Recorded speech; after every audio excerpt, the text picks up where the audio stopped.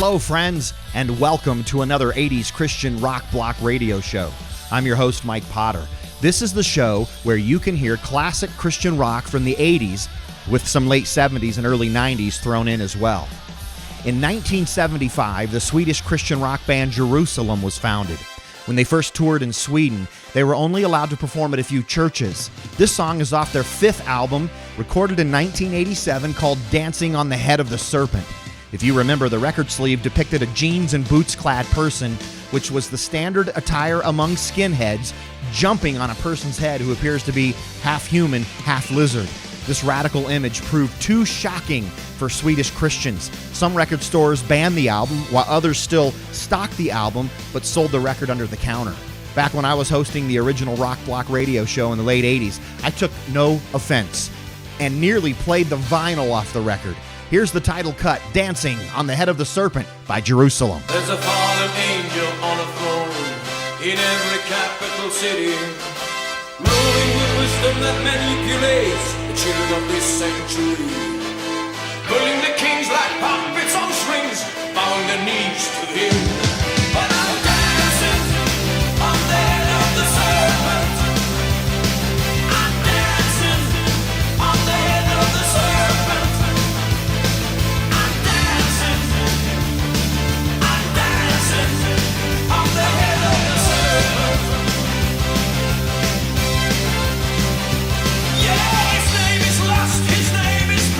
His name is deceptive knowledge, but still he has a nail in his eye.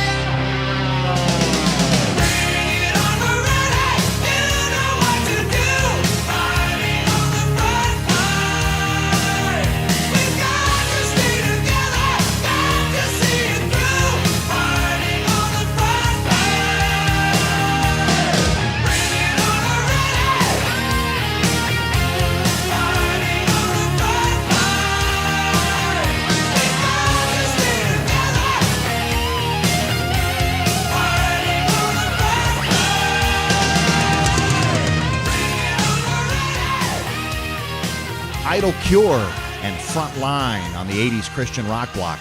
Man, I remember in 1986 when their debut self-titled album came out, I was blown away. I mean, there really wasn't a lot of high-quality produced Christian hard rock albums out at that time, but that album was full of great hooks, great vocals, and really great production.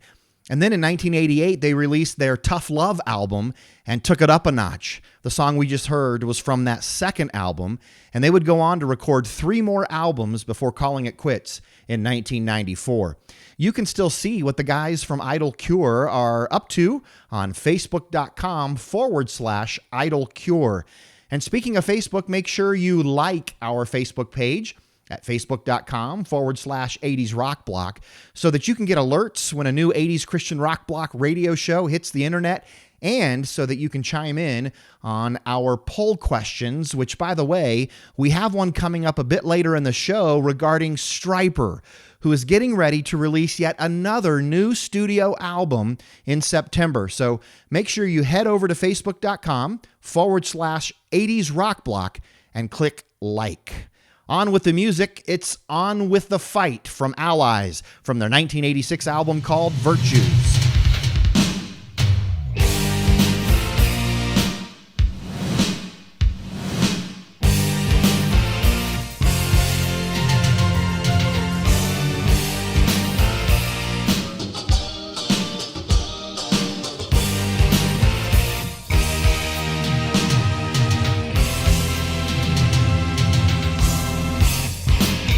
Don't wait for the world to make things colder.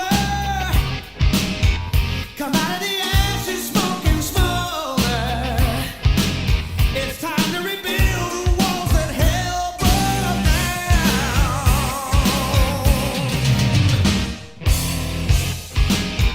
Defending the faith with no dissension. We're gonna repel evil's invasion and put them to flight until they can't be found. On with the fight. Stand for the right. Fight on. On with the fight. To God be the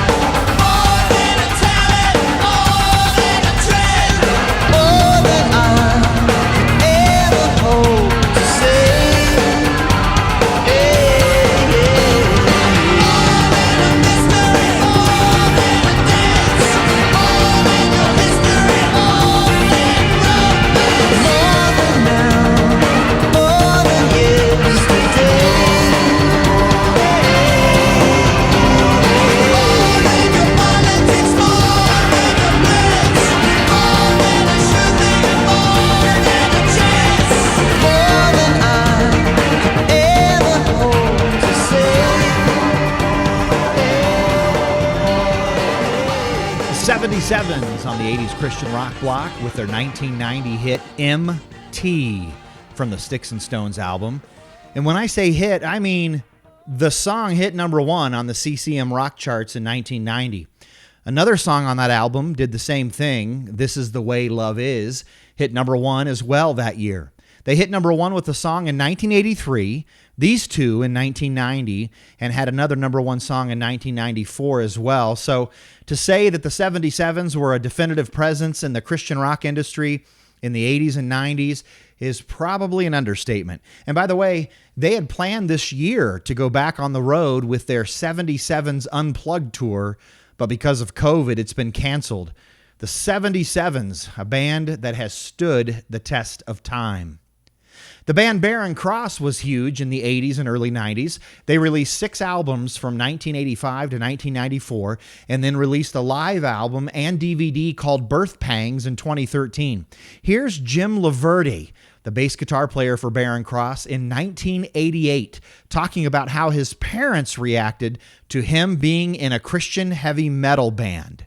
My name is Jim Laverde, and I play bass guitar for the band. Barren Cross, I do. My dad thought that I was crazy when I first joined the band, and I brought him the first demo tape that I recorded with them and he heard it, and he said, "Man, who is that singer?" That's the first thing he said was, "Oh my gosh." Anyway, so I kept continuing with the band, and as the band got to play in bigger places, he started coming to the shows. And I can remember the one show he came to was Calvary Chapel Downey when we opened up for Daryl Mansfield, and there was about 1,500 people there. It was packed, and he could not even believe we were playing in front of that many people. And so he was actually the first person to lay down the money on the table to help us with our first EP, Believe. And Steve's mom, they really helped us out financially, and they really, really believe in the band, and it's been that story ever since. That's great. Jim's parents wanted to know, who is that singer, back in 1988. Well, as you know, it was Mike Lee, now known as Michael Drive. Here he is in 1988 talking about the bands and singers that most influenced him back then. My main influences, as far as songwriting, has been a lot of from the progressive background. King Crimson, Yes, and Kansas were basically my favorite bands. Also Black Sabbath. I would say Ronnie James Dio has always been my favorite voice, and he's basically a jerk, but he's a good singer. Ronnie James Dio, a great voice, but according to Mike, a jerk. Well, here's Barren Cross from their 1987 album. It's King of Kings on the 80s rock block.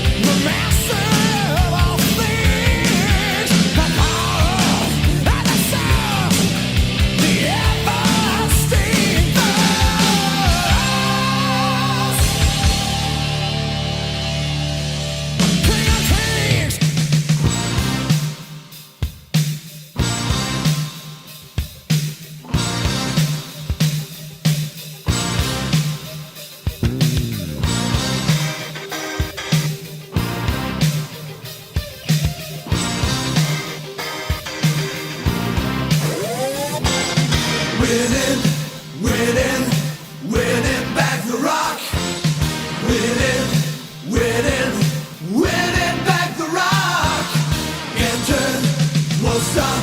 You've had it long enough.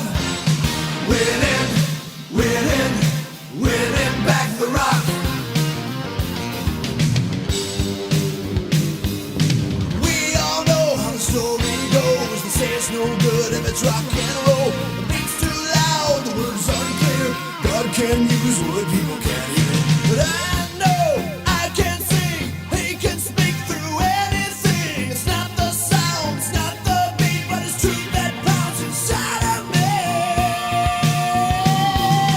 Winning, winning, winning back the rock. Winning, winning, oh, winning back the rock. Can't won't stop. You've had it long enough. Winning, winning, winning back the rock. Look out! Rats in the center, there is no doubt. Sisters twisted inside out. Ozzy's stuck on a crazy train. They're taking their ride but forgot their ways. They took the sound, they stole the beat. They led us down a dead-end street. For much too long, they've had the floor. We can't take it anymore. That's why we're winning, winning, winning back the rock. Winning, winning, winning, winning, winning back the rock. Can't turn, won't stop. Had it long enough. Winning, winning, winning back the rock. Yeah.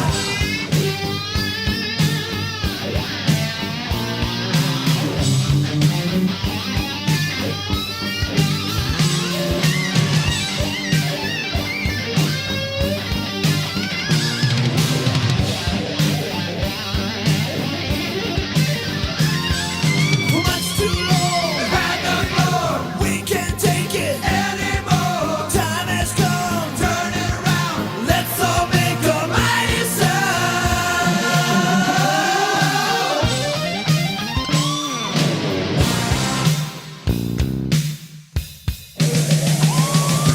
Winning, winning, winning back the rock. Winning, winning, winning back the rock. Can't turn, won't stop. Had it long enough. Winning, winning, winning back the rock.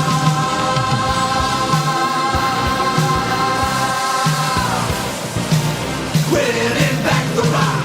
That's Jeff Moore off his 1987 solo album, The Distance, which featured a couple musicians from Whiteheart on the album. He and Whiteheart lead singer Rick Florian were classmates at my alma mater, Taylor University, back in the early 80s. And after this album, he named his band The Distance, and they recorded 7 albums together from 1988 to 1997.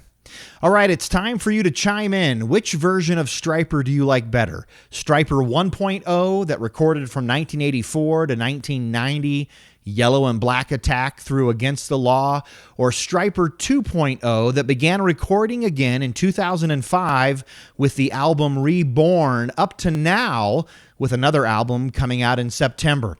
I'm going to play one song from Stryper 1.0 and then a single from their new album. Log on to facebook.com/80s Rock Block and let us know. And while you're at it, tell us why. Why do you prefer one version of Stryper over the other? So here's a song from Stryper 1.0 from 1985. It's Soldiers Under Command.